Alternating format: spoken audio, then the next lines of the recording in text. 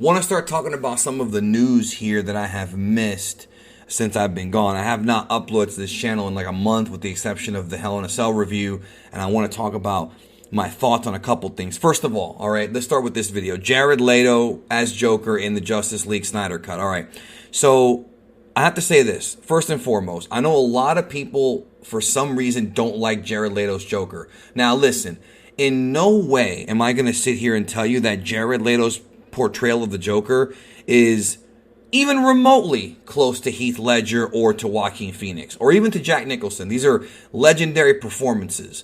However, after watching Suicide Squad twice in my life, I saw it in theaters and I saw it on Blu-ray later on, actually 3 times total.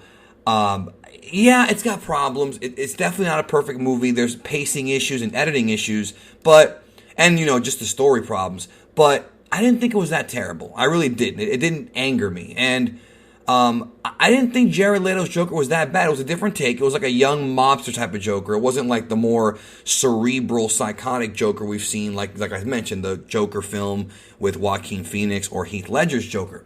But it definitely felt like a different portrayal, and I was fine with that. I mean, I didn't have a problem with it. So having Jared Leto sort of be in Justice League Snyder Cut, to me, is not a bad thing because it sort of interconnects the universe more, right? It makes the DC expanded universe more, it gives it more connective tissue, and thus it raises the value of the other films. One of the things that Kevin Feige did so well with the MCU is that by having these films all be interconnected, it increases their value. Now, whether or not you like Batman v Superman, or whether or not you hate it, or whether or not you like, I don't know, Shazam, the thing is that whenever you have this connective tissue, even if it's just slightly more, I guess you could say, even if it's just slightly more, connective or slightly more valuable, it still counts a little bit as being valuable.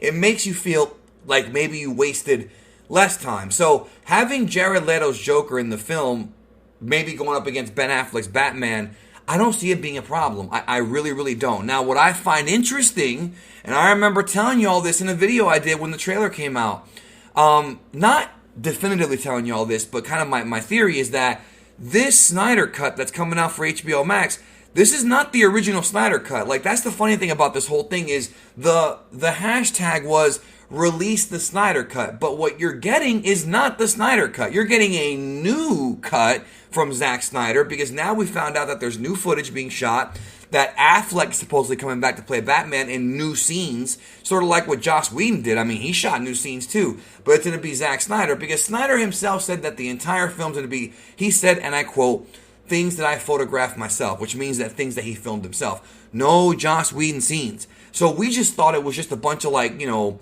or 5 hour sort of unmastered, unfinished footage he's going to chop up into a movie. But no. Apparently Zack Snyder has more ideas. And this goes back to another thing I told y'all. And I'm not bragging. I'm just kind of happy this is happening. I'm not in any way telling you, I was right. Because some of y'all said the same thing.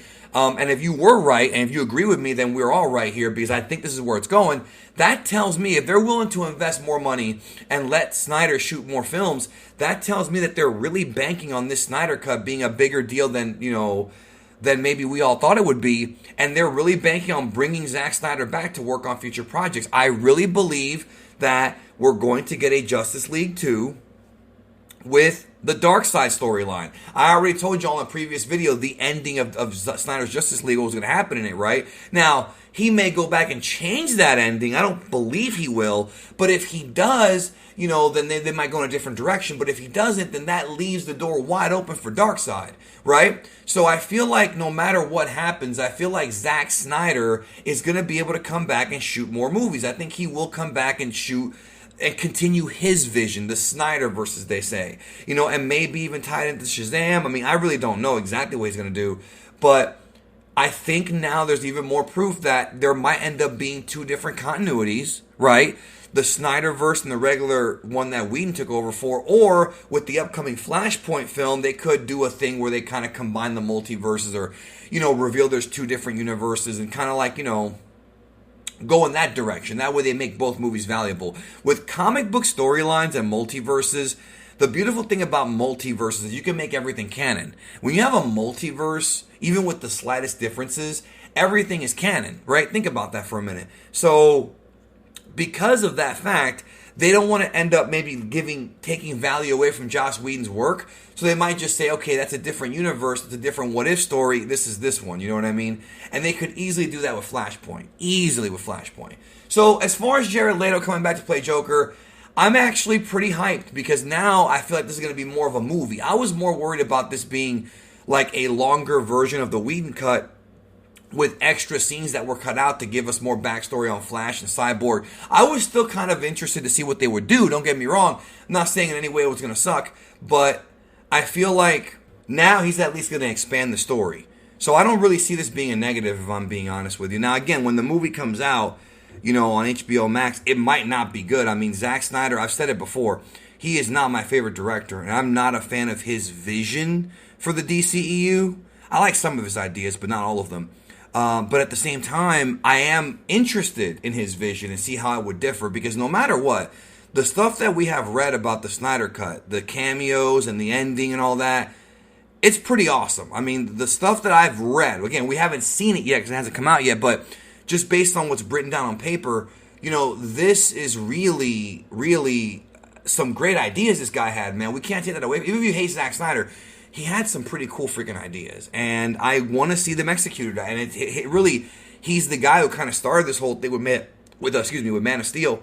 So why not see his vision go through? You know. So, but again, this is a different vision, guys. This is not the original Snyder Cut. So the Snyder Cut that you wanted is not happening, right? The release of Snyder Cut, people. But with that being said, you might get something better. We might end up getting something better or something worse. I mean, the sad truth is we may never actually really see the original Snyder Cut without the new footage, without the changes.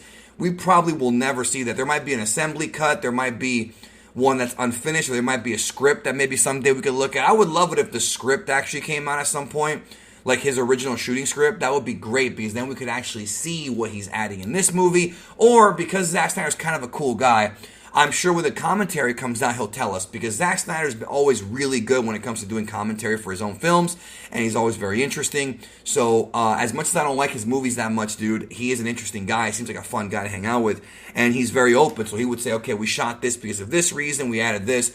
That stuff is interesting. Ultimately, dude, like I've said before, the Justice League story, when all is said and done, and years down the road, we look back at this movie, it's going to be the story of the behind the scenes, in many ways being more interesting than the actual film itself, which is the same thing that happened to Richard Donner Superman. So history repeats itself, you know what I'm saying? So overall, Jared Leto, not a bad thing. Let's see how it goes. Guys, we got to be open-minded about this. If it sucks, we'll trash it. We'll just say whatever. It's no loss. It's HBO Max. No big deal. If it's great, at least we'll have a new piece of entertainment that'll be fun. Thanks for watching the video. I'm happy to be back, and I'll talk to y'all soon.